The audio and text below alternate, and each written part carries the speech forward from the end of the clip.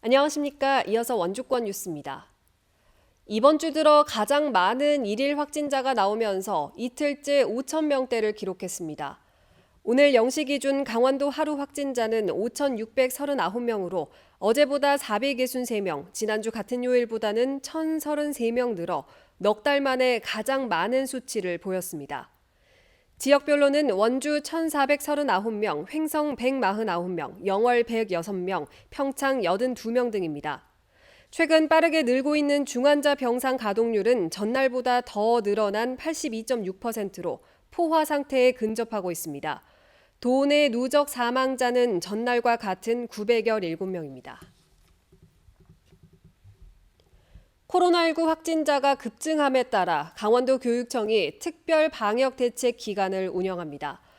교육청은 앞으로 3주 동안 신속 항원 검사 키트를 학생들에게 나눠주고 등교 전 자가진단 앱을 기입해 감염 상황에 신속하게 대응하도록 일선 학교에 통보했습니다.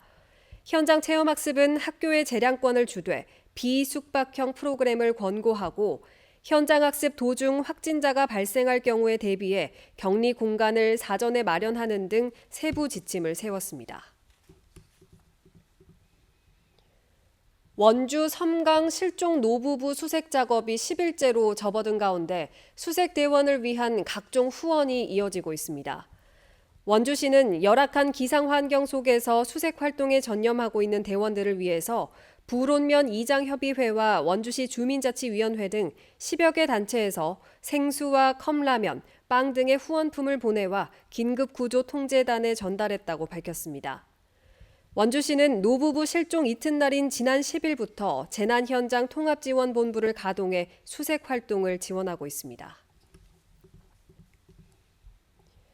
무주택 청년들의 주거비 부담을 줄여주기 위한 청년 월세 한시 특별지원 사업이 추진됩니다. 국토교통부는 오는 22일부터 복지로 홈페이지와 각 읍면동 행정복지센터에서 지원 신청을 접수합니다.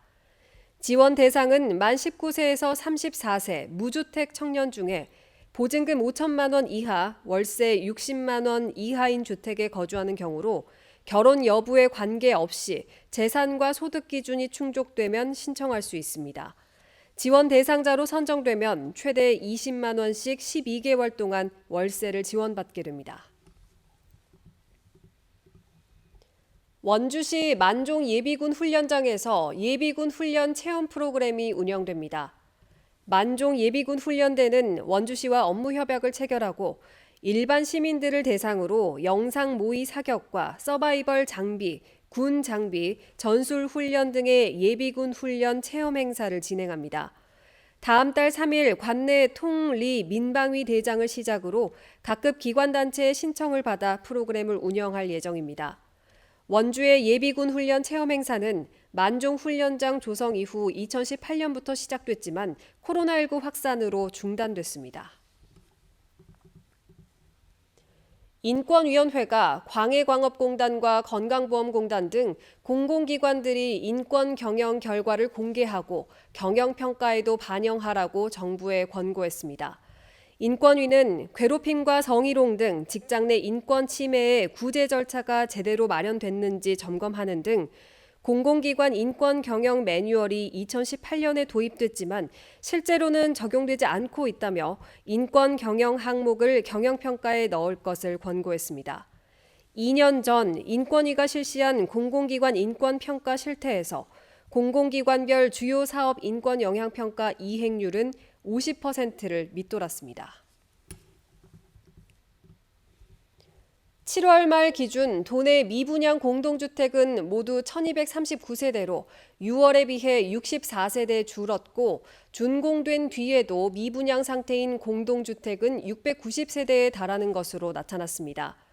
강원도가 공개한 도내 미분양 공동주택 현황에 따르면 7월 말 기준 도내에는 모두 1,239세대가 미분양됐는데 평창이 547세대로 가장 많고 강릉 130세대, 정선 127세대, 춘천 97세대, 삼척 91세대, 속초 62세대였습니다.